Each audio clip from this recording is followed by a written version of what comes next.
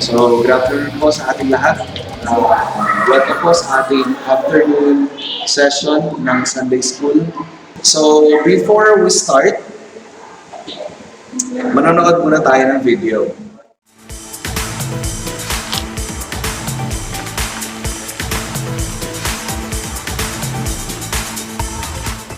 So, mamaya makikita natin ang foundation why each and every one of us arrive at the same conclusion. Na kapag nilagay mo yung mento sa code, we expect that same result every time. Mamaya masasagot ko natin yan. Now, madalas na naririnig ko, ito kung hindi nyo pa naririnig, ito madalas kong naririnig sa mga unbelievers. Yung ganitong tawag dito, parang pinaghahambing nila, pinag-versus nila yung science and religion. Tawag dyan sa logical fallacy, false dilemma, false dichotomy, sa madaling salita. Science versus religion. Meron bang something in disagreement between science and religion, particularly Christian religion? Meron bang disagreement or hindi ba ito imperfect harmony? Mamaya po, malalaman natin kung meron bang problema yung dalawa niya or sila ba yung imperfect harmony. Now, sa academic institution po, meron pong dalawang ini-introduce. Either nanggaling tayo sa evolutionary process or merong creator. Tinatawag natin ang biblical creation. Okay? So either tayo ay product ng evolution or tayo ay product ng divine. Or hindi pala product ng divine creation. Tayo ay galing sa divine creation. Ang universe, ang mundo, ang pinagmulan nito ay divine creation. Now, some evolutionists have argued that science isn't possible without evolution. Na ang siyensya daw ay imposible kung hindi tayo galing or kung hindi ang creation product ng evolutionary process. No evolution, no science. Yun ang ibig sabihin nila. They teach that science and technology actually require the principles of molecules to man evolution in order to work. Okay? So, galing sa billions and billions of years, hanggang sa dito na tayo, tao. From certain particle molecules to human being. They also claim that those who hold to a biblical creation worldview are in danger of not being able to understand science. Some also argue that if you're a Christian, you cannot be scientific. Kaya nakikita, narinig po natin yung dichotomy na yun, na science versus religion. Sinerge ko po yan sa Facebook. Yan po yung mga results. May mga sarili silang mga group page, mga forums, fora, na talagang versus ang science at saka religion sa kanila. Evolution is actually contrary to the principles of science. Kailangan natin maintindihan to, na ang evolution is contrary to the principles of science. If someone believes in the theory of evolution, actually hindi siya dapat pinatawag na theory. Kasi once ang theory ay tinawag, or once ang study tinawag na theory, ibig sabihin meron na siyang scientific basis. Nakagawa na po tayo ng scientific method. But since ang evolution po is contrary to science, or science, imposible ang scientific method sa evolution. This is according to Jason Lyle. If evolution were true, the concept of science would not make sense. If totoo ang evolution, yung concept ng siyensya ay imposible niya. If evolution were true, no science. Science actually requires a biblical creation framework in order to be possible. Okay? So, ang science ay dependent sa biblical creation framework in order to be possible. Therefore, evolution turns out to be more of an anti-science than a science. Okay? So, we have some questions. If science is true, how is it possible? Is science true? Yes or no? Totoo bang science? Yes. Okay. If science is true, then the next question is, how is it possible? Paano nagiging posible ang science? Why are we able to make such scientific method? What makes science possible? What is the necessary precondition of science? Pag sinabing necessary precondition of science, ito yung requirement para magkaroon ng science. Prerequisite sa madaling salita. What makes miracle strange? Diba? Kasi may mga taong hindi naniniwala sa miracle. Bakit? Kasi miracle is just impossible. At yung reasoning ko na yun ay self-defeating yun. So miracle can't be true because miracle is impossible. Why? Kaya sa self-defeating kasi kung miracle ay hindi impossible, then hindi siya pwedeng tawaging miracle. Diba? Ulitin ko. If miracle is possible sa natural world, therefore, hindi siya pwedeng tawaging miracle. But since ang complaint nila, miracle cannot be true because it is impossible, kinonfirm lang nila yung kanila.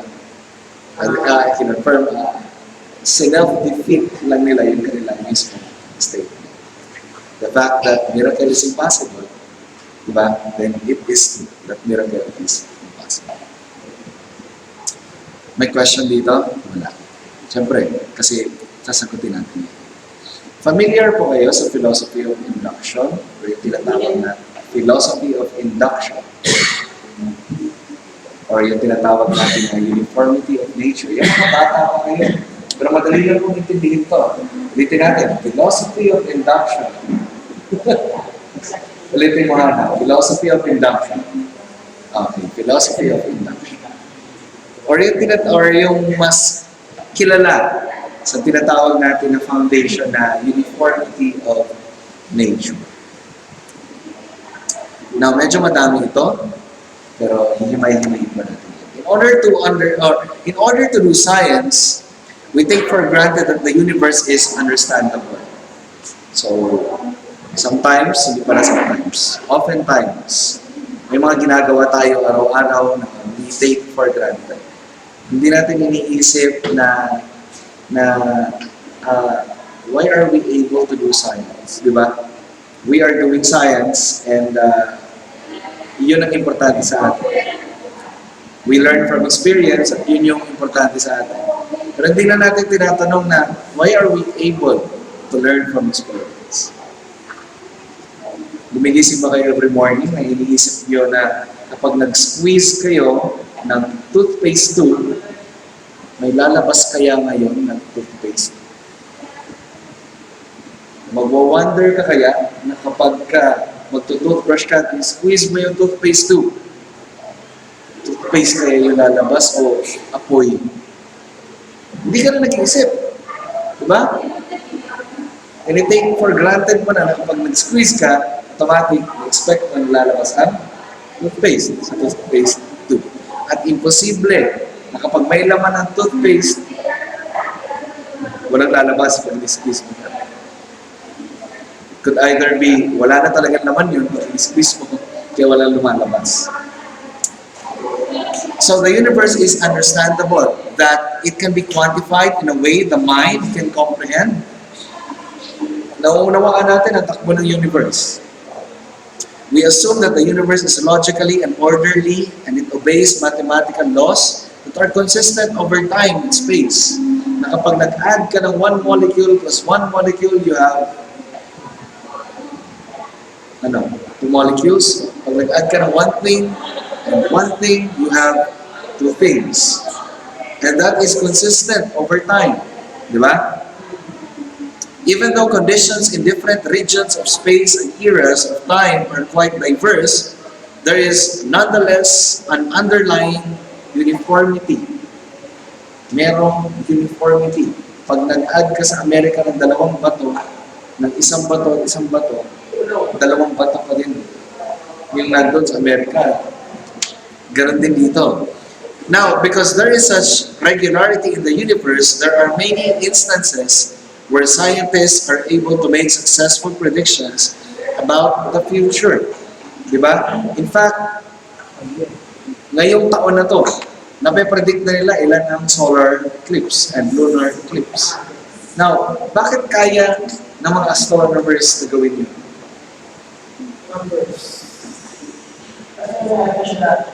Diba? Bakit kaya nilang gawin yun? Ibig sabihin, predictable ang nature. Predictable ang mangyayari sa nature natin, nauunawaan ito kung paano tatakbo, kaya sa darating na ganitong date, ganitong oras, merong meteor shower, merong blue moon, pero hindi naman pala yung blue moon. Now, without uniformity in nature, such predictions would be impossible and science could not exist. Kasi science, sa scientific methodology kasi, di ba, ginagawa din natin yung prediction. And if we arrive at different result, kagaya nung kaninang pinanood natin, Coke and Mentos, if ang nangyari doon, pagkalaglag niya ng Mentos, is apoy yung lumabas, then there's something happen sa regularity in nature. Ano kaya ang nangyari? Bakit kaya ganun yung nangyari? Now, the problem for evolutionism is that such regularity is impossible and that it only makes sense in the biblical worldview. Now, gaya ng sinabi kanina, if evolution were true, science is impossible. Kasi ang nangyari daw sa theory of the Big Bang is random. Everything is random. Walang order. Kung totoo ang Big Bang, how come na merong regularity sa universe? We cannot expect na from disorganized ay merong organization. From randomness ay merong order. From non-life ay magkakaroon ng life. Paano kaya mangyayari? From non-life, magkakaroon bigla na life. At ang karamihan sinasabi ng mga evolutionism, hindi natin ma-explain yung mga ganung pangyayari, pero in the future, baka magkaroon tayo ng sagot doon. At tinakil na natin ito last meeting. Ang tawag doon is blind faith. Na wala ka namang foundation para paniwalaan yung mangyayari sa future, pero ine-expect mo na mangyayari yun sa future. Kanya, at itong mga unbelievers na to, willing silang paniwalaan ng mga bagay na yun. Except God. Except God. So, to put it simpler, ang philosophy of induction po is using past experience to predict the future. It relies on the predictability of nature to reveal that the future is likely to resemble the past. Alam natin na ito yung mangyayari sa mga susunod na araw because of our experiences. Alam natin na kanina pinanood natin yung video about Coke and Mentos.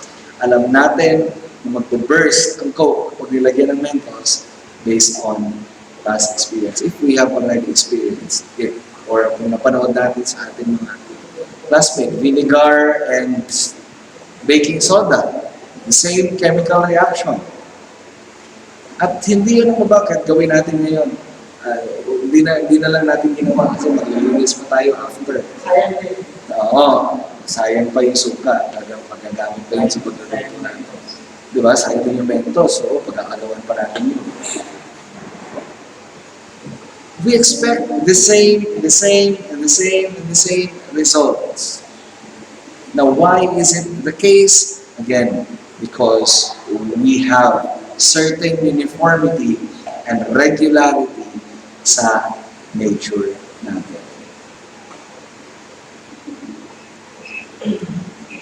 Now, the future resembles the past because God upholds the future as He has upheld the past.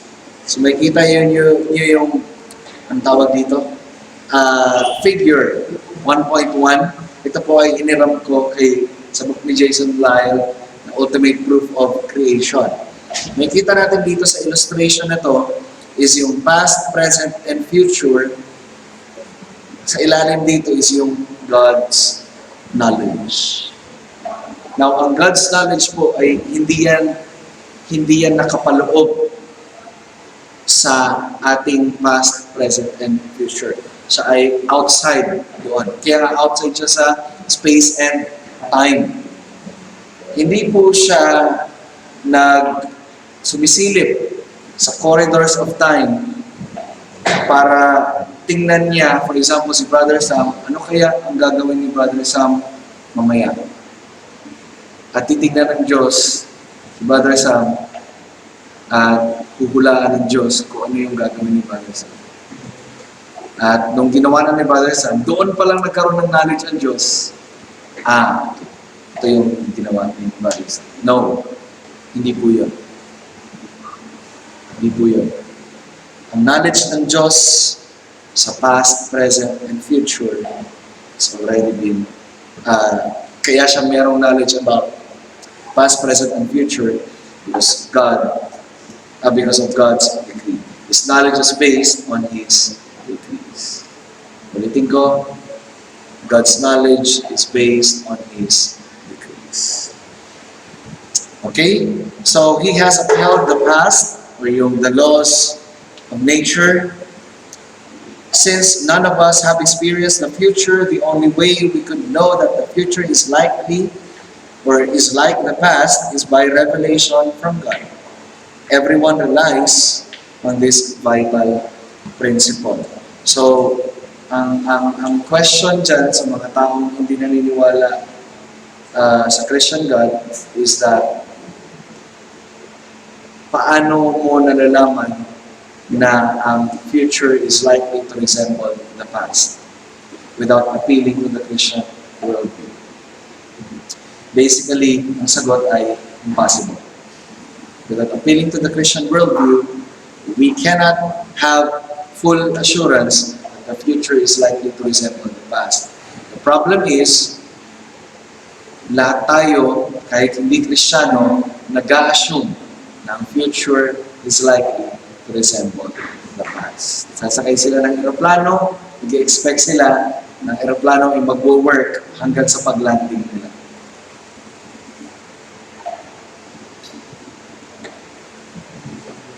Hihinga sila, hihinga pa rin sila. Nag-expect sila na yung air, pag nag-inhale sila, ipapasok. Pag nag-exhale sila, ilalabas. Ginagawa nila yun araw-araw while denying the God na nagbibigay ng hininga sa atin. Now, the biblical creationist expects there to be order in the universe because God made all things. Siyempre, Diyos ang lumikha ng lahat ng bagay. Sa John 1:1, makikita natin doon, in the beginning, God created the heavens and the earth. Ganun lang po ka-simple. Sa John 1:3, all things were made through Him, and without Him was not anything made that was made. And has imposed order in the universe. na i-expect natin kinabukasan, sure ba kayo na magra-rise ang sun sa east? Sure ka ba na magra-rise ang sun sa east, Thomas? Hindi. Hindi sure si Hannah. Sa east, sa west. Sa west magra-rise ang sun.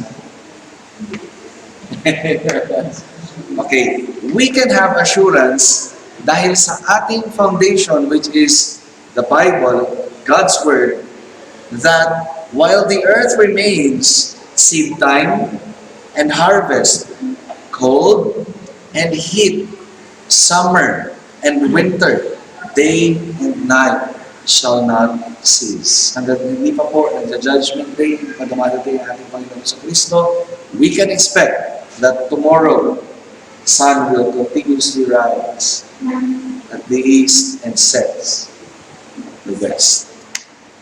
At ngayon, parating na ang summer, winter. Summer. We expect na paparating na yung summer. Di ba? And madalas nangyayari sa atin, January, ang pinakamalamig. And we also expect that to happen. Since the Bible teaches that God upholds all things by His power, sa Hebrews 1:3, makikita natin dito, He is the radiance of the glory of God, the exact imprint of His nature, and He upholds the universe by the word of His power. Then the creationists expect that the universe would function in a logical, orderly, law-like fashion. Whether we like it or not, the sun will continuously rise in the east and sets.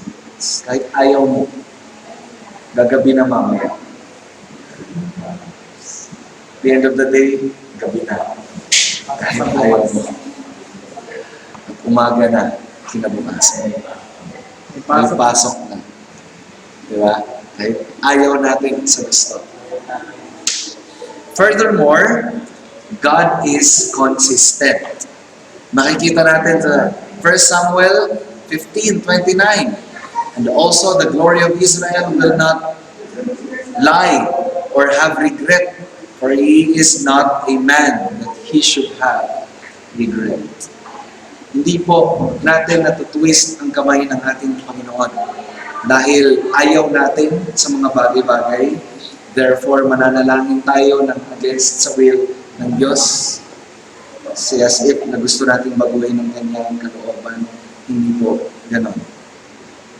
Sa Numbers 23, verse 19, God is not man that He should lie, or a son of man that He should change His mind. Ito rhetorical question. Has He said and will He not do it? Or has He spoken and will He not fulfill it? Meron ba sinabi ang Diyos na hindi niya kaya? Nung nag-proto-evangelium sa Genesis 3:15, imposible ba na matwart yun ng kahit? Diba? Nung panahon pa ni Moses na pinapatay, at nung panahon din ni Jesus Christ na pinapatay din, mga bata pa na. May naka-thwart pa nun? Wala. So pag may sinabi ang Panginoon, He speaks with authority, He speaks with clarity, and He speaks with consistency. Makakaasa tayo doon. Sinasabi sa Genesis 8:22 na yun, hanggang hindi pa dumarating ating Panginoon sa Kristo, mangyayari pa yun. Ganun mga bagay. And God is omnipresent. Hindi tayo makakapagtago sa Kanya. Kapag tayo ay alone at meron tayong ginagawang kasalanan sa ating mga private rooms, nakikita ng Panginoon. May iniisip tayo na hindi maganda. Sabi mo, Panginoon, nalalaman niya yung mga bagay. Where shall I go from your spirit, O? Or where shall I flee from your presence? If I ascend to heaven, you are there. If I make my bed in hell, you are also there. Hindi natin mapagtataguan ang ating Panginoon. Therefore, everyone can expect that all regions of the universe will obey the same laws, even in regions where the physical conditions are quite different.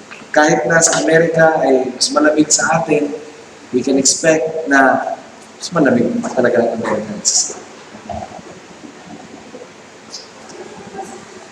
And miracle is unnatural. And we can always expect that miracle is not natural because of the uniformity of nature. Kasi kung natural yan, kumbaga, there's something wrong with miracle kung natural siya. Hindi siya pwede tawagin na miracle. Diba?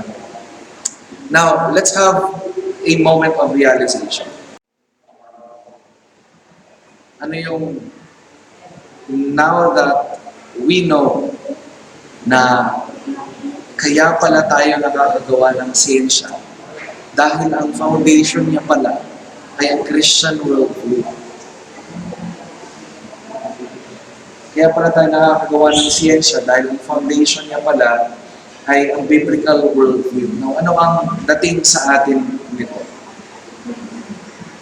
Ate Hana. Kaya Jimbo, ano ang realization natin na tayo ay kabilang sa Christian religion at tayo yung may hawak ng foundation ng science. Consistency. Oo.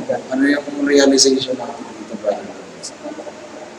Science is, ang foundation kasi ng science is consistency. Meron kang expectation at meron kang, kaya ka na nag-experiment kasi may inaasahan kang Now, sa Panginoon, yun ang basis natin din sa Panginoon. Dahil ang Panginoon ay consistent sa kanyang salita.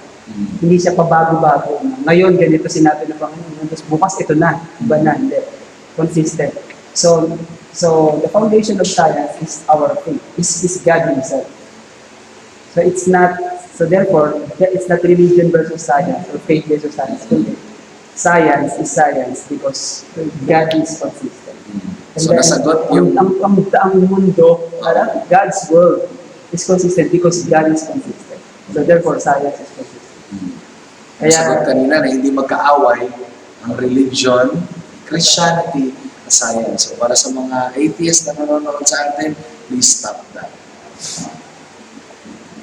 Dati kasi nung nagdura ko na earth and life science. So ito sa whiteboard. Science, black creation. Tapos may kami na science confirms creation, science, and doon yan. Nagdura sabi ko, science confirms creation. So may pinapag-ibay nito. So hindi yung science nag-prove na may creation, pero pinapag-ibay. Kasi bigay ng contribution science. So wala ka ng basehan ng mga atheists. May science for it. Actually, maraming mga sa principle of falsification or falsifiability, maraming bagsak sa theory nila. Kasi talaga theory ko rin sa evolution. Even sa physics. So, yung kaya yung the fear of the Lord is beginning of wisdom. Kasi when you have yung voice worthy, pag nalaman mo talaga yung humility. Pero kung may mga talagang fear of the Lord, mapansin mo na liberation, it's kami na rin ang wisdom talaga yun. tama. That's actually foundation ng presupposition. So, imposible talaga na ang magiging foundation ng science ay Big Bang and evolution dahil, again, mention natin kanina, from randomness to order, posible talaga yun. Posible. Now, we have a confidence na sa mga gumagawa ng science dito, science teacher, we have confidence na ma-share natin sa ating mga estudyante that the only foundation of science is the Christian world. What makes science possible is because God has given the universe a certain order, regularity. na kapag gumawa ka ng scientific experiment ngayon, you will expect the same result. Mga astronomers natin, nakakapag-predict sila ng mga eclipse because there is certain order in the universe, predictability, understandable in the universe. Hindi siya mahirap i-comprehend. At gaya na sinabi ni sige. Science teacher, kasi science teacher ako. So, ako naman, kasi kung nga naman sinabi na is in order, sabi ko, like this teacher sa mga students ko, ito mo ang amazing. Napakaganda, medyo mali na isip yun. Certain astronomers or scientists, they cannot think of it if God didn't put the knowledge to them. Kaya ako sa kanila na, yun sa kanila, hindi na sa hindi kakayanan. It is God who gave them those knowledge, those discoveries, in order for them to share it sa akin. So, yun yung pinagkinala sa kanila. Na natin sa levels of organization, sa start is organize yung values here. Ano siya na amazing, kasi nagaganda.